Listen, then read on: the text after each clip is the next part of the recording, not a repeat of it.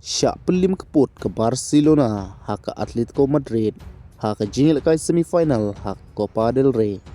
But ladeban pen khalai no yaki tim na kabenta ka jingil kai UEFA Nation League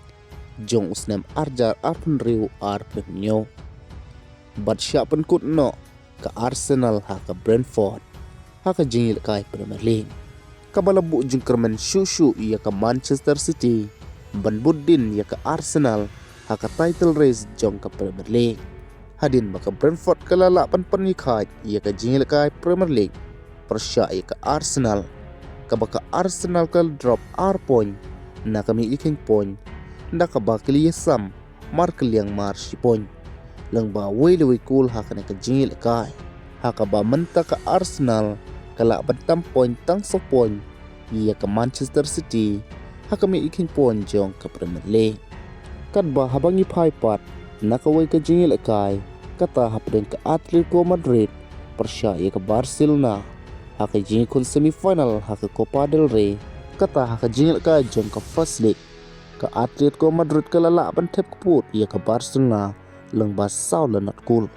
haka ba ka Barcelona kal sya tep kini kisaw gol aswa ka kelas step ka Banengkong haka sin ka Banengkong nadu usnam arjar arpeo bakala syarem haka Bayern Munich lang ba prara arkul bat yiki goli oban tep daw Eric Garcia haka jing makalaban tep u Griezmann kaway u Lukman kaway bat u Julian Alvarez kaway nakabenta u Lukman haki laisin kijing ni madan nakabenta ka Atletico Madrid uli yo gol bat assist bat haka ni jing syarem jong ka Barcelona u Pedri u Rashford bat u Rafinha kim lami madan haka ni kajil kai kabamenta ka Atletico Madrid kanang jan susu sya ka final andre kadang hapan ya kun biang sai sisin hakas kon league te perlok hato ka Barcelona kan salaan emban comeback hakas kon league sa comment box bat hoy perlok ladeban pan khlaino yaki tim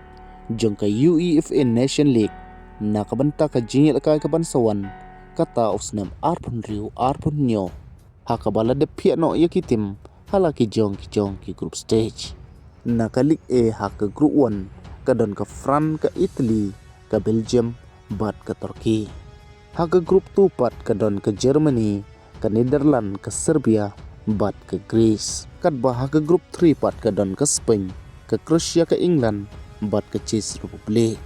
haka group 4 pat kadon ka Portugal ka Norway ka Denmark bat ka Wales haka ba haka na ka group stage u Cristiano Ronaldo unsay kun persya iya u Erling Haaland